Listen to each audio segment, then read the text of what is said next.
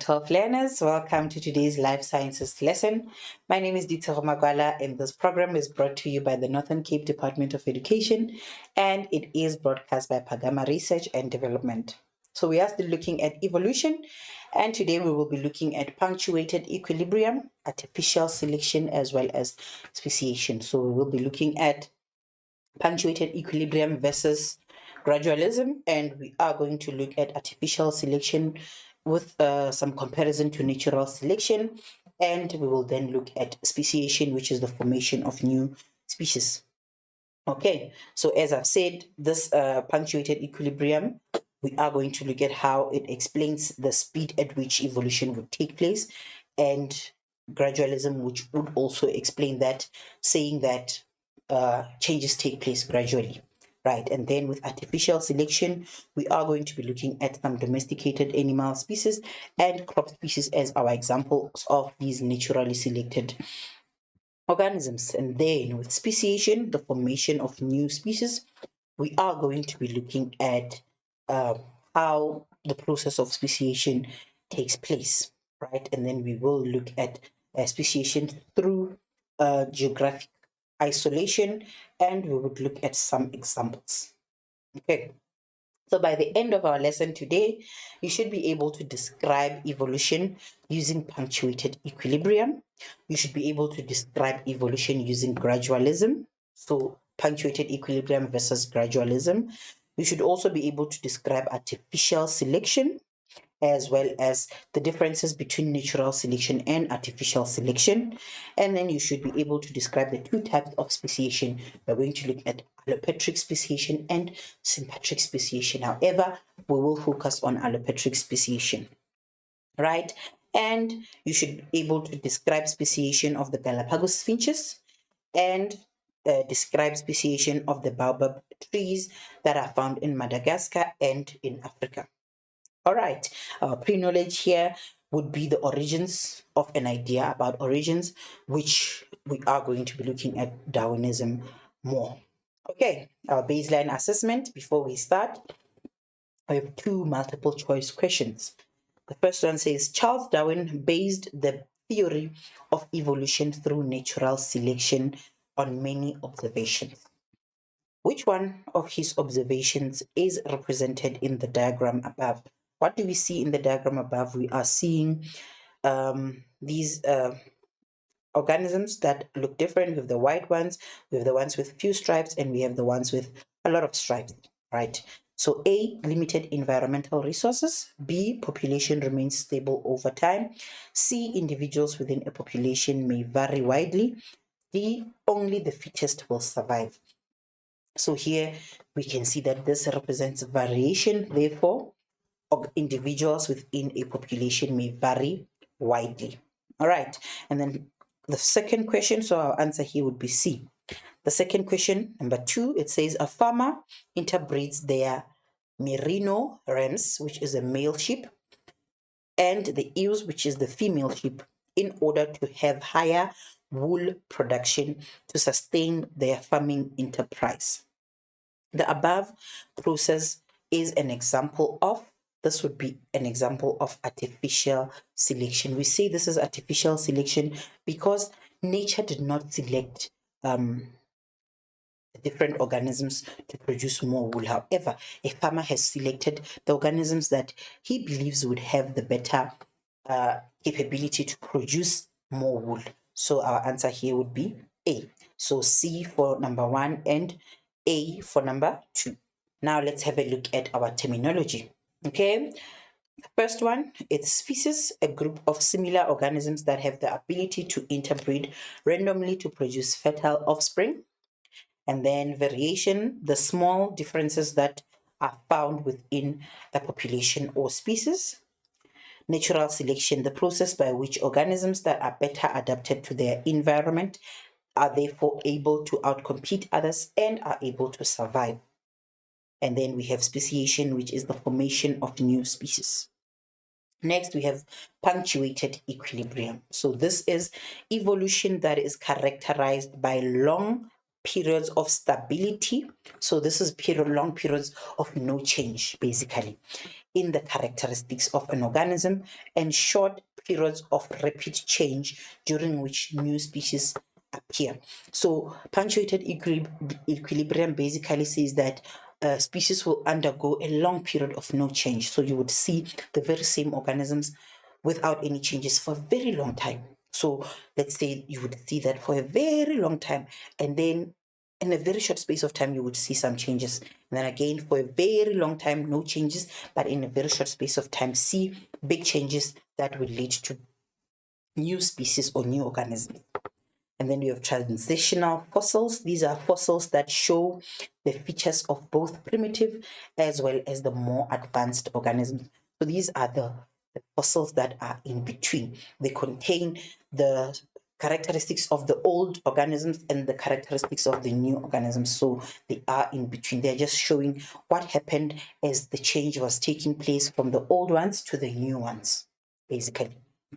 Okay, and then artificial selection, the process by which plants or animals are selected and allowed to breed with other selected plants or animals to produce characteristics that are useful to humans. So these are characteristics that are basically desirable to humans.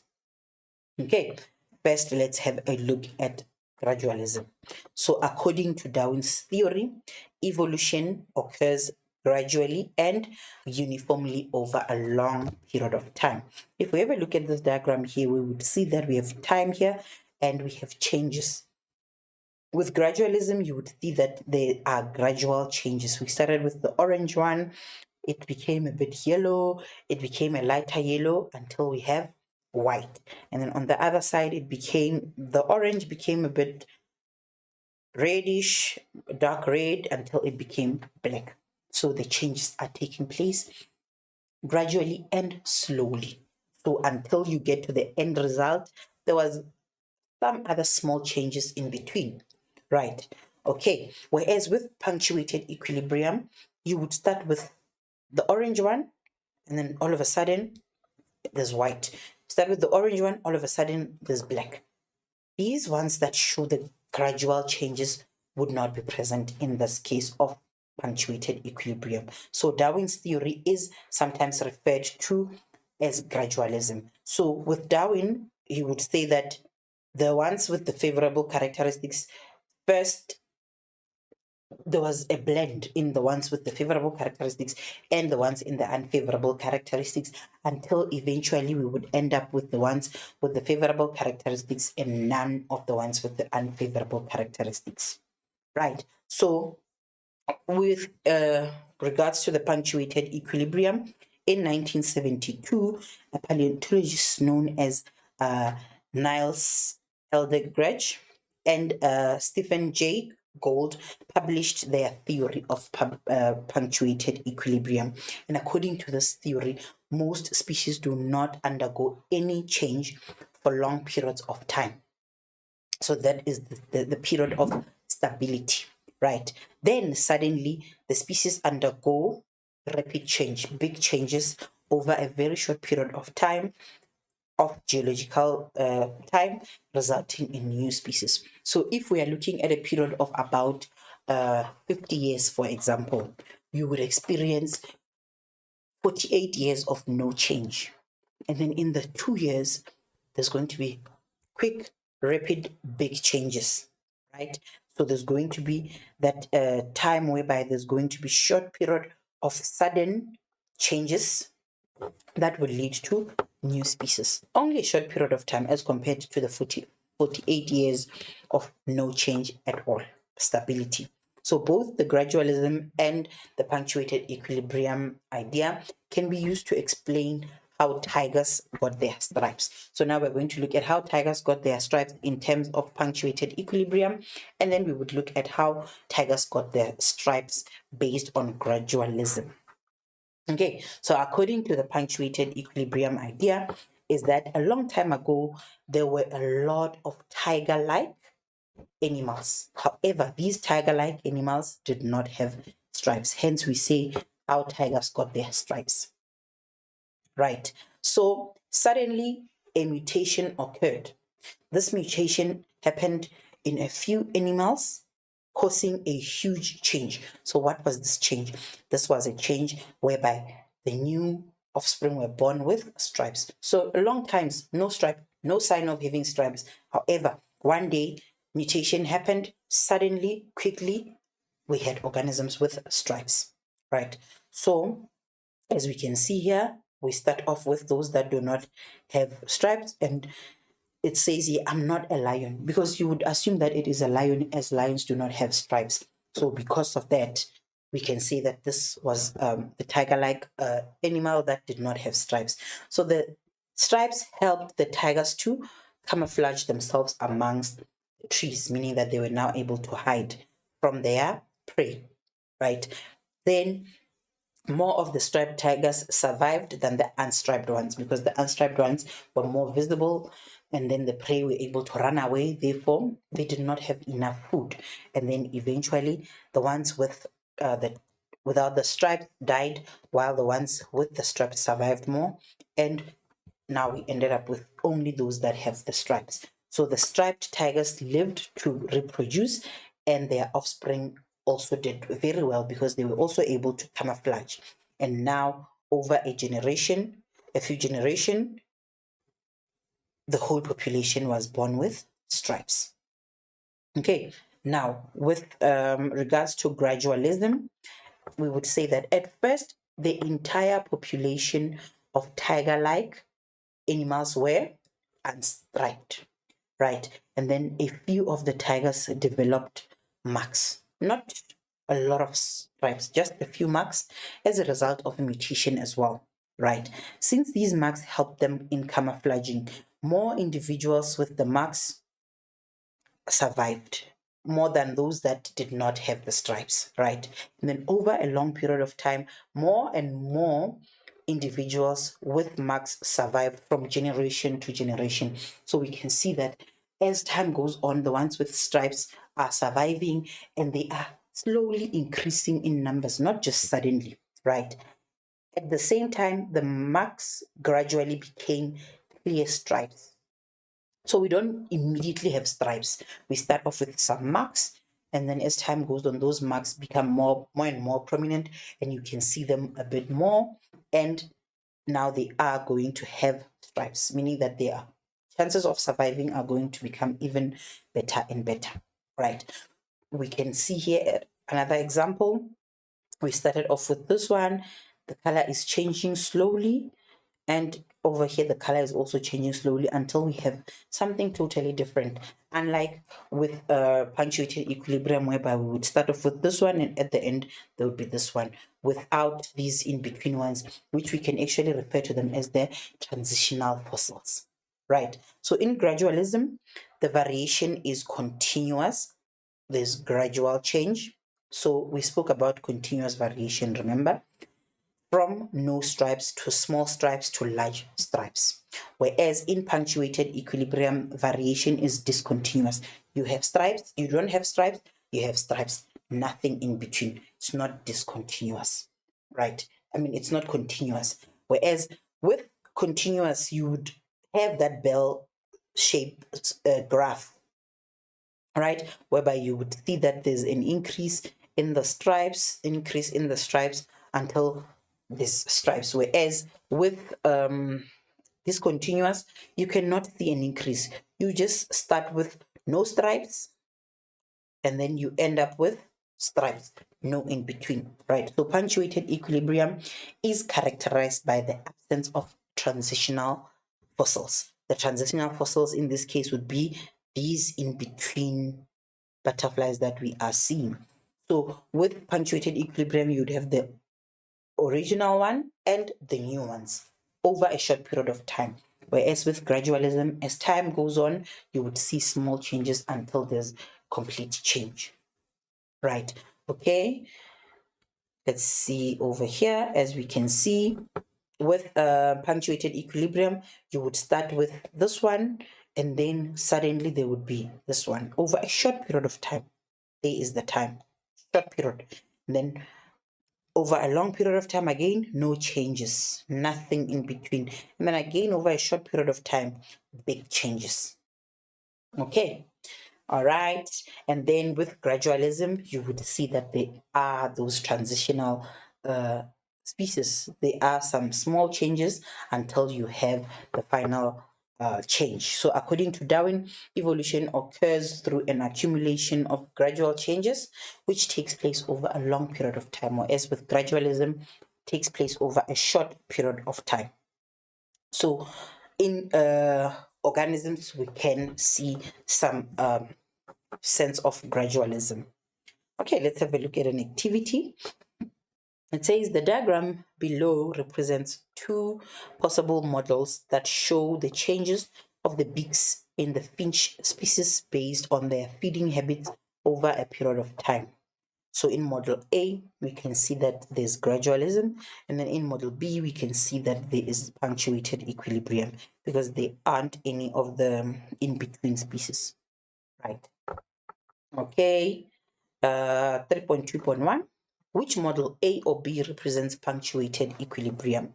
So B would be the one that represents punctuated equilibrium. Why is that? Explain your answer. So we can see that from the diagram, there is no transitional species or transitional fossils, and there's just new species formed over a short period of time. Okay, so new species were formed in a short period of time, whereas there was also that time of no changes or stability, basically. Okay, explain how Darwin would have explained the changes in the beak size over time. So Darwin would speak about this in terms of gradualism, right? And natural selection, obviously. Okay, so there was variation in the the species, right? The beaks of the species, right? Meaning that there were those that had a certain type of beak based on the food that they ate, and those that had another certain type based on the food. So different food types were available, and those birds with beaks not suited to food types would die, right? And then some birds with beaks to certain food types would then survive. Birds with the favorable beaks, sizes, or shapes were able to reproduce. Why? Because they survived and they were able to pass their characteristics to their offspring. That would then increase the proportion of the birds with the suitable beak types and shapes because they are suited to certain food sources.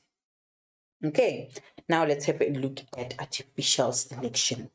So, as we have said when we looked at the terminologies, this is the breeding of plants and animals for desirable characteristics by breeding two organisms with favorable characteristics in order to produce an offspring that contains these favorable characteristics to benefit humans, right? And so for desirable characteristics and not necessarily those that would allow the offspring to survive better in the wild. Now, when you talk about artificial selection, when you select a certain organism for a certain characteristic, you would be looking at that characteristic only and not all the other characteristics, meaning that you are selecting this organism because of their desirable characteristic. However, you are not considering the characteristics that would allow this offspring to survive better. Meaning that if you select a plant that produces a lot of fruits, you might forget about how are they disease resistant, how are they drought resistant, meaning that you have forgotten whether these plants would be able to survive or not, but you have focused on what they can produce, which is what is desirable to you at that time, right? So artificial selection is similar to natural selection, except that in natural selection, the characteristics selected are those that are better suited to the environment, which is what I've just said. You have forgotten about resistance to diseases and drought. You have only focused on the yield of the fruits, right? With artificial selection, humans determine the characteristics that are selected. With natural selection, nature selects the characteristics that are suited. How? Best suited to survive in the environment. Here, characteristics that are more desirable to the humans in order to benefit the humans. right? So let's look at how artificial selection would occur. So a plant or an animal is chosen because of the desirable characteristics to the human, not to the environment, to the human, how it will benefit the human. This plant or animal is bred with another plant or animal that is the same or similar. If you want two cows that produce a lot of milk, you will make them with each other. Okay, this results in the plants or animals with the desired trait or characteristics. No. So now the offspring that are going to be produced would contain these desirable characteristics. This process then continues until there's a desired number of the plants or animals with those desired characteristics. So different animals can be interbred with each other to have that combination of characteristics that are desirable to the human, right? So some examples here of artificial selection, we can have some domesticated animal species, whereby they were interbred to produce animals that had those favorable characteristics. We can also have some crop species also that were interbred in order to produce maybe a big size in the fruit or more fruits and so on based on the needs of the humans. So the domesticated animal species, we have dogs, which are a good example of those that arose as a result of artificial selection, right? So here, those dogs would be the descendants of wolves, right? As we can see in the diagrams that were shown there. So artificial selection has resulted in many different species of dogs, meaning that they chose different dogs with different characteristics, favorable characteristics. They interbred them with each other to produce the characteristics that they felt were desirable to them. Maybe they liked the fur or the shape and the size and so on, how fast it can run and so on, based on the needs of the human being, right?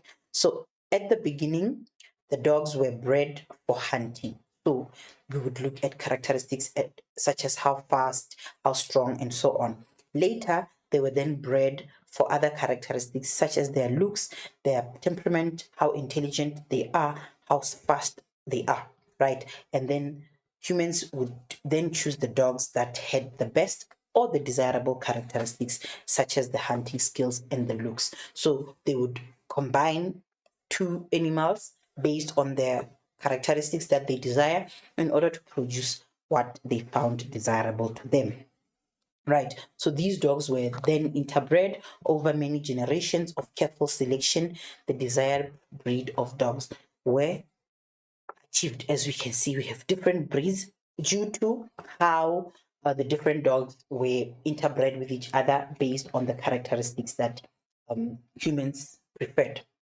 So let's have a look at uh, how these two would differ with each other: natural selection and artificial selection. So with artificial selection, it's humans who select the desired characteristics, whereas in natural selection, nature selects the desired characteristics. Right. And then with artificial selection, this is to fulfill human needs. Humans do this to fulfill their needs, right? Or their desires. If they want big fruits, that will be that. They will be able to sell those fruits and make money. If they do this for the needs of hunting, as we have said, then they will do that and they'll be able to catch more animals. Whereas with natural selection, the characteristics improves the chances of survival. So here it's not about fulfilling the needs of the human beings. And then humans select the organisms to breed, whereas with natural selection, fertilization is random. We know that once we talk about random fertilization, we are talking about variation now. And we know that when we talk about variation, we are talking about natural selection. That is one of the biggest things that happen in natural selection. There is a great deal of variation when we are looking at natural selection. And then the characteristics of the population do not necessarily change, right? Because here we are just combining different characteristics to get one desirable characteristics, whereas here the characteristics of that population will change. Why? Because the desirable ones would remain and the undesirable ones will die. And then they may involve more than one species, whereas this one occurs, natural selection only occurs within a species. Okay, let's have a look at question 2. It says, there has been a change of thinking with regards to the pace of evolution, moving from gradualism as proposed by Darwin to punctuated equilibrium. Describe punctuated equilibrium and how it demonstrates the pace at which evolution occurs. So now we know punctuated equilibrium is evolution that takes place whereby there is long periods of time with no changes and short periods of time of quick, sudden changes, right? Okay, so according to punctuated equilibrium, evolution involves long periods of time when species do not change, and this will alternate with short periods of time where there is rapid changes that occur through natural selection. So it is still through natural selection, but there are short periods of time whereby the changes are quick and rapid after long periods of time of no changes. Okay, let's have a look at activity 3. The ancestor of the elephant, which is the Biomia, had a long nose-like structure called the proboscis, which evolved into a trunk. So there's the proboscis of the elephant. The proboscis was used to gather leaves as food. The proboscis of the Biomia and the trunk of the elephant are shown below. So this is the ancestor of the elephant, and that is the elephant, the trunk, and the proboscis. The diagrams have been drawn to scale. Explain the evolution of elephant's trunk in terms of Lamarckism and Darwinism, as well as the way in which an increase in the length of the trunk of the elephant could be achieved through artificial selection. Okay, so let's start with Lamarckism. We know that Lamarck would say that the elephant ancestor used the proboscis more and more, stretched the proboscis until it became longer, bigger, and stronger. And it was now the trunk as seen in the elephant, which would be the law of use, right? So the ancestral elephant stretched its proboscis to get leaves in the trees, right? The more it used the proboscis, which is the law of use, the longer it became. The offspring then inherited the character, the acquired long proboscis, which is the characteristics. So now it takes us to the law of inheritance of acquired characteristics. Remember, we look at two laws when we look at Lamarckism. We look at law of use and disuse here, and we look at the inheritance of acquired characteristics. So those two have to be mentioned every time you talk about Lamarckism, that it was used or disused, and that the new characteristic is then passed on to the offspring. So over many generations, the length of the proboscis increased as the elephants stretched it until it became a trunk, as we can see in the modern elephant. And then with Darwinism, he would speak about variation, right? He would speak about the fact that there is a great deal of variation in the species of the elephant, whereby we have some elephants with the proboscis and some elephants with the trunk, right? So there's a great deal of variation amongst the offspring. Some had a long proboscis, while some had a short proboscis, right? There was a change in the environmental condition. Remember, the change in the environmental conditions is the part where nature is selecting the ones with the favorable characteristics. We have two characteristics. So as nature changes or the environment changes, nature selects the one with the favorable characteristics. In this case, one of them would have the favorable characteristic and one of them would not. So nature has changed, environmental conditions have changed, therefore animals are now competing for food, meaning that there's going to be a difference in the acquirement of food with regards to the ones with the short proboscis and the ones with the long proboscis. They had to reach higher in the trees to get the leaves. The animals with the short proboscis would obviously die because they cannot reach whilst those individuals with the longer proboscis survived. Remember, with natural selection, we talk about there being variation and then the environment changing. The environmental change is the one that is going to now get rid of that variation, because now we are only going to end up with the ones with the favorable characteristics, while the ones with the unfavorable characteristics will no longer exist. Therefore, we don't have variation anymore. So the ones with the long proboscis survived and reproduced. As they reproduce, they pass on the characteristics to their offspring. Which characteristics? The long proboscis. So the next generation of animals had the long proboscis, and the proportion kept increasing from generation to generation with the longer proboscis. Now, moving on to the artificial selection part. Remember, the question said, also talk about how the length of the trunk in the elephant could be achieved through artificial selection. So remember, with artificial selection, organisms with the favorable characteristics are interbred with each other, right? So humans would select the elephants with the desirable characteristics, which is the long trunk, and mate them to produce offspring with the long trunk. So if over and over again the elephants with the longer trunk are interbred with each other, it means that the organisms or the elephants with long trunks will increase in number as compared to those that do not have a long trunk, right? And then those that pure breeding, meaning that those that have the genotype of long trunk and long trunk will now be produced. Remember, we spoke about pure breeding when we did genetics and inheritance. So, meaning that these are homozygous long trunk and not heterozygous, basically. So, they are further selected to mate and produce further more offspring that have long trunks. And then eventually, we would have more of the elephants with the long trunks as compared to the ones with the short trunks. And that is how we would end up with the favorable characteristic, which is a long trunk. Right. Now we are moving into speciation, which is the formation of new species.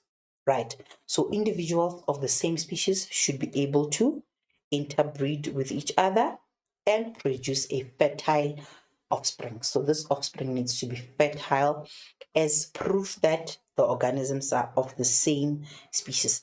If the offspring is not fertile, then the species that interbred with each other are not of the same species. If a new species is formed, the individuals of the new species should not be able to interbreed. Now, we have one species and then somehow there's a formation of the new species. Because they're not of the same species anymore, these two now should not be able to interbreed with each other. So the new species should not be able to interbreed with the old species because they are not of the same species anymore, and the offspring that they produce will not be fertile, right? Okay, so the new species may be formed in two ways. As I've said, we have allopatric speciation and we have sympatric speciation. So we're going to just briefly look at the differences in allopatric and sympatric, and then we will focus a bit more on allopatric speciation as a cause of speciation. Right. So new species may be found when a population becomes separated into two subpopulations. So we have one big population, and then this population becomes subdivided into two. So we now have one and two, right, by a geographic barrier. So this would be our geographic barrier. Let's say a big wall is built between these two, and the species from side one cannot move to side two, and the species from side two cannot move to side one. So there's that geographic barrier that is separating these species into two subpopulations. Right. So this can also be a mountain or a river. Right. The species on one side of the river can no longer cross to the other side of the river. Right. Now, each subpopulation then develops into new species This is known as allopatric speciation. Known as allopatric speciation because they are separated by a geographic barrier. Then we can also have new species that form without the presence of a geographic barrier. No geographic barrier to separate them into two subpopulations, meaning that they are existing in one environment, however, they still are not of the same species anymore, right? Okay, so the two or more groups that are formed within the population develop reproductive barriers. So we are going to be looking at the different reproductive barriers in the next lesson. Those reproductive barriers would be the ones that prevent them to interbreed with each other. Therefore, they will end up becoming separate species. So with allopatric speciation, the geographic barrier, is what would prevent them from interbreeding with each other. Therefore, that is allopatric speciation. However, with sympatric, we can see that there's no barrier here. They're still in the same environment. However, something is not allowing them to interbreed with each other. So this reproductive barrier is not allowing them to breed with each other. Therefore, they develop and become different species, meaning that eventually they will not be able to interbreed with each other, even though they are still in the same environment. Right? We can see that now there's differences in color and so on. So an example would be that these ones are active at night while the other ones are active during the day. So there is no time for them to be able to interbreed with each other, because when the other ones are awake, the other ones are sleeping, and vice versa. We are still going to talk about that later on. So that is sympatric speciation. So in today's lesson, we will only focus on allopatric speciation, meaning that we will be looking at speciation that is due to the formation of a geographic barrier that prevents two subpopulations from interbreeding with each other. So remember, we start off with one population. That population becomes separated by a geographic barrier, which now prevents them from being able to interbreed with each other, and eventually they become two separate or two different species. And even if they are able to meet again after some years, they will not be able to interbreed with each other. Now, when we are looking at allopatric speciation or speciation, you would now have to incorporate a bit of the natural selection, in a sense that, remember, the population has variation, right? So there's a great deal of variation amongst these species. And now, even after they are separated by this barrier, natural selection is taking place on one side and natural selection is taking place on the other side. Now, you would find that these two subpopulations are now not undergoing the same kind of environmental changes, right? So we have this big population, right, becomes separated by a mountain. Now, on one side of the mountain, the environmental conditions are different. The other side of the mountain, the environmental conditions are different. Meaning that if maybe this side is cold and this side is hot, because this side is receiving more sunlight, it means that natural selection on the hot side would favor the organisms that are better suited to survive in the heat, while natural selection on the cold side will favor the organisms that are better suited to survive in the cold. This means that at the end of the day, should for some reason this mountain be removed, these organisms that are remaining on the cold side are now a new species, and these organisms on the hot side are now a new species, meaning that they cannot interbreed with each other should they come across each other at a later stage. So keep in mind that natural selection is still occurring and it is taking place independently of each other. Right. So populations become separated by a geographic barrier. Very important. You should be able to mention this. This is due to a geographic barrier. The geographical barrier can be a mountain, a river, an ocean, a volcano, anything that can separate them. If you are given a question and the geographical barrier has been mentioned or shown in your explanation, you must mention it. You must mention what kind of geographical barrier is it. You must be specific.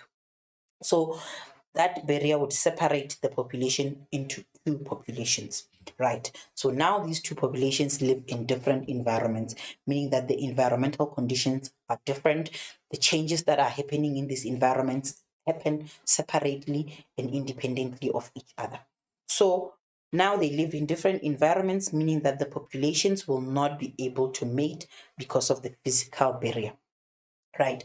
Because of the lack of interbreeding between these two subpopulations, we say that there is no gene flow between the two populations, meaning that the genes that are in this population are not flowing across to the other population and vice versa. So there's no mixing of the genes here. There's no gene flow between the two populations, meaning that they cannot interbreed with each other. The two environments will have different challenges. There will be different environmental changes. Therefore, natural selection will be taking place differently or independently. Let's have a look at an example here. We have these trees and they are in one environment. Then there's a river that separates them, and somehow the environmental conditions on one side of the river are different from the environmental conditions on the other side of the river. Maybe how they receive water or something like that would be different. Now we can see that nature will select the organisms that are on the one side with the favorable characteristics to survive, whilst the other ones on the other side also with the favorable characteristics to survive. Eventually, we can see that they look different from each other. Therefore, there is two new species that are different and they cannot interbreed. Or we can see here they've been separated by a barrier. We can see that there was variation initially. They are separated. There's variation here, there's variation here. Natural selection will take place independently. And then we would then see that now the ones with the favorable characteristics at A would survive, and then the ones with the favorable characteristics at B would also survive. However, at some point they meet. Once they meet, they are not able to interbreed with each other because they are now different from each other. They are now considered as different species. Okay, so they cannot interbreed with each other, even if they come into contact with each other. So the climate, the sources of food would be different. Those two things and many other factors would lead to natural selection taking place differently.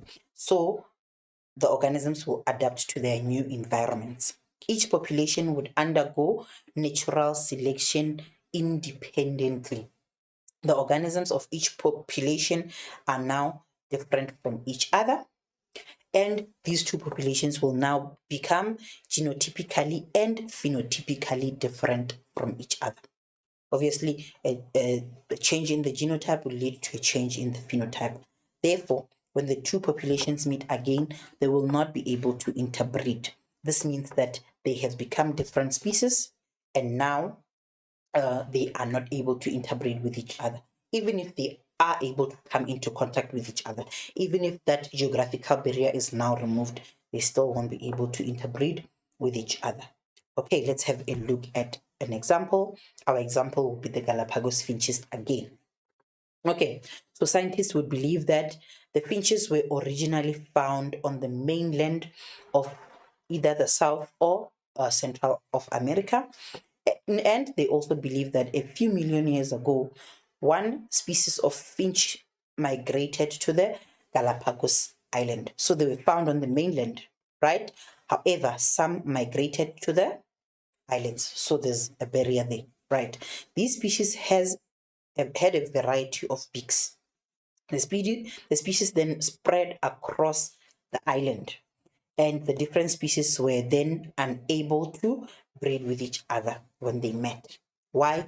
They now experienced different environmental conditions as they were now in different places and they were not able to interbreed with each other. And then, if they were to meet again, they would still not be able to interbreed with each other. So the finch population show variation in the different big sizes, and then the population was separated by the ocean. So that is our geographical barrier or the physical barrier. The separate islands had different environmental conditions. So natural selection took place independently. which meant that different islands had different food for finches, meaning that those with the favorable beaks would survive in the respective islands, right? Okay, so we can see the different islands, meaning in those different islands, the food availability was different. Therefore, the survival of the finches would be different based on their beaks. Right. So we can see that in the different islands here, the finches had different beaks. So each group underwent natural selection independently. Not that there was just a separation based on their beaks. In each island, you would find variation. However, due to the environmental changes, natural selection in each island took place independently. And then at the end of that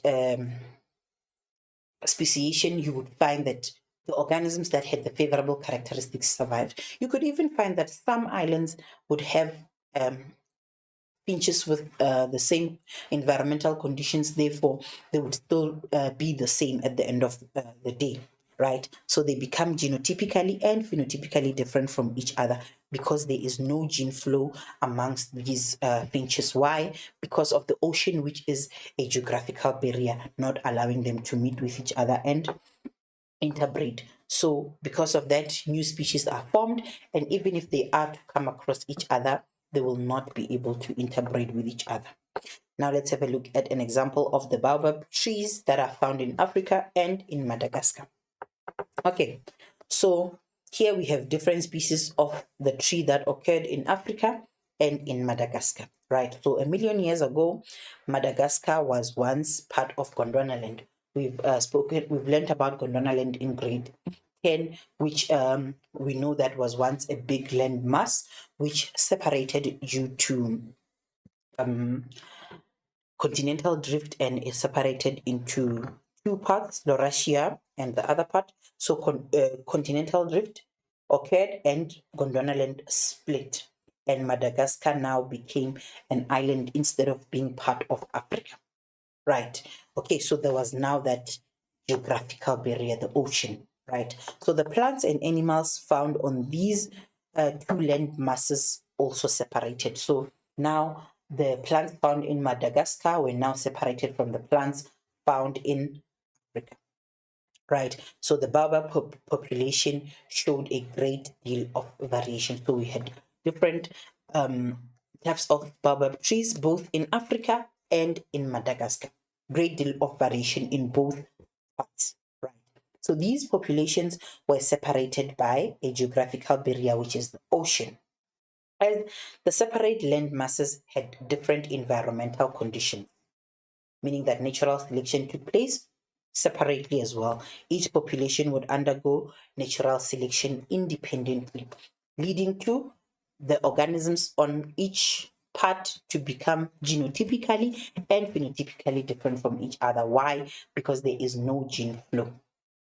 Remember, if we go back to grade 11, we would talk about, even if it's not with regards to the baobab trees, we would talk about pollination of the seeds from one plant to another and so on. So that cannot take place here because there is that geographical barrier that is not that is causing there to be no gene flow between these two populations.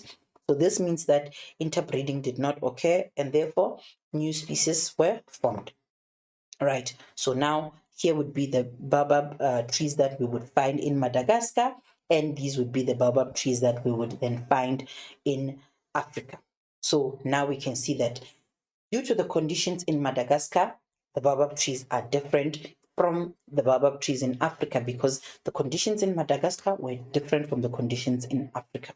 Therefore, nature selected different organisms to survive in those two parts of the world, right, which are closer to each other still.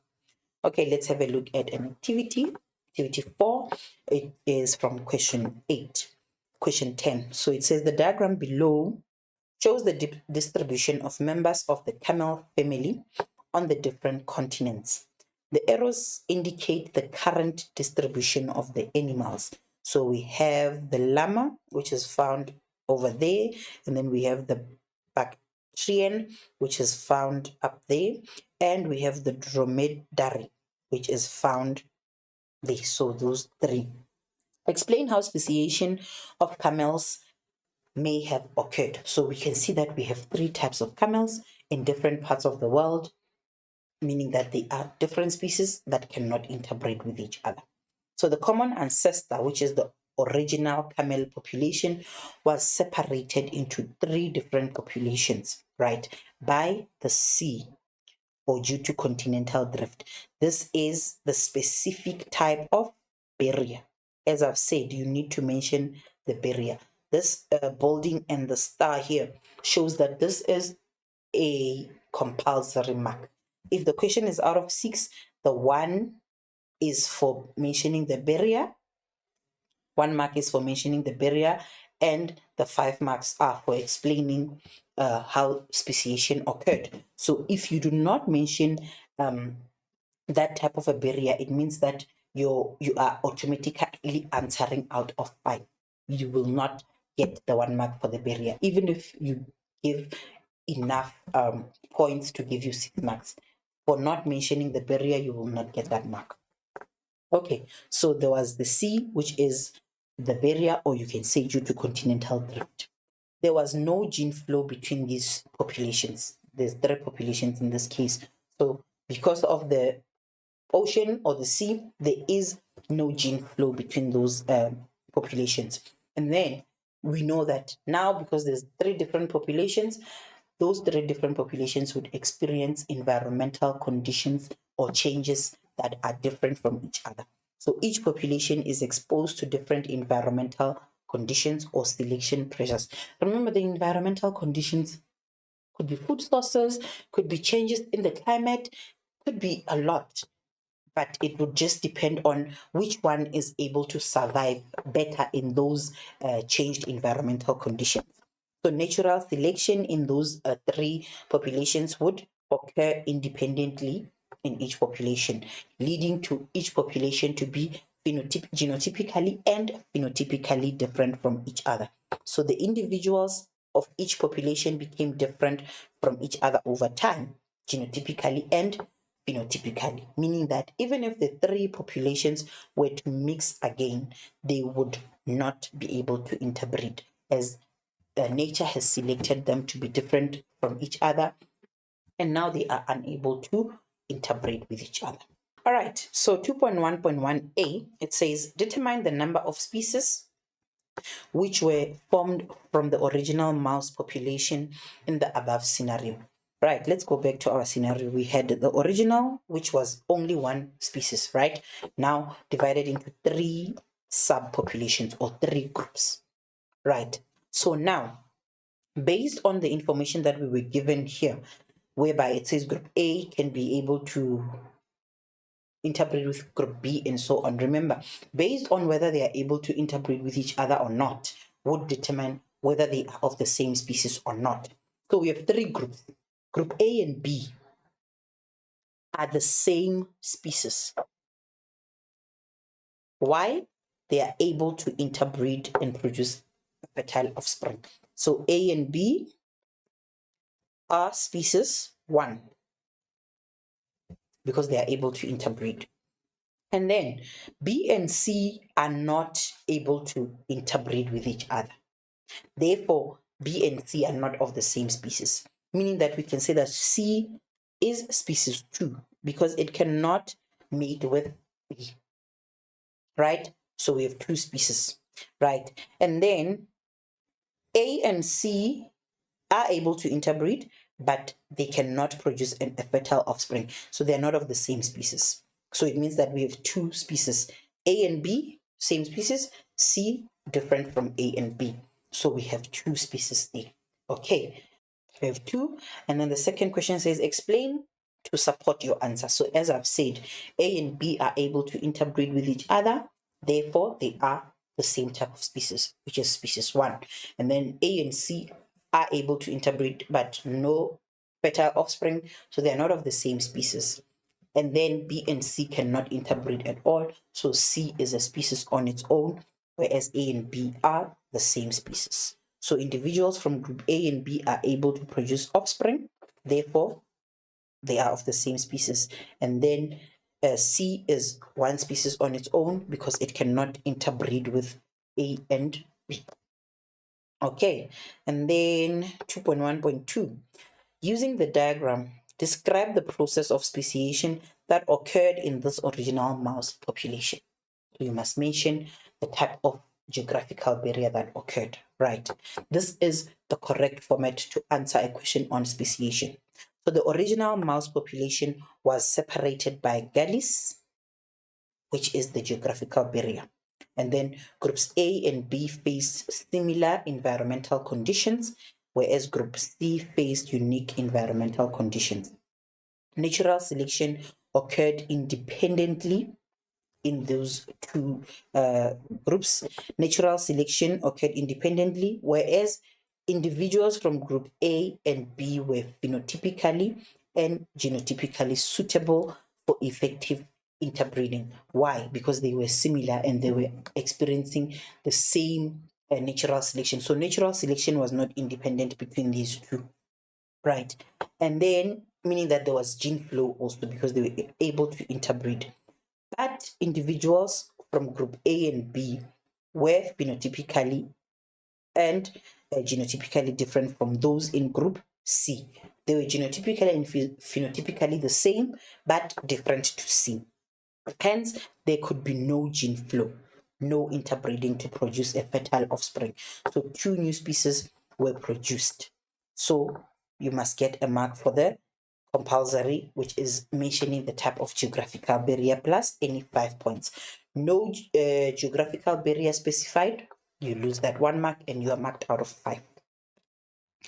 Last question, explain how this process might have affected the biodiversity in Mrs. Lucinzi's farm.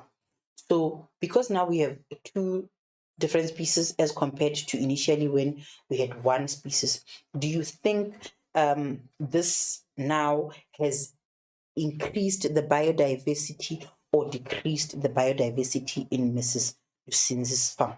Right. So, this has increased biodiversity because now we have two different species that are totally different from each other, unlike when we only had one type of species, because initially there was one species of mouse population, but at the end there are two types and there's actually three habitats or three locations.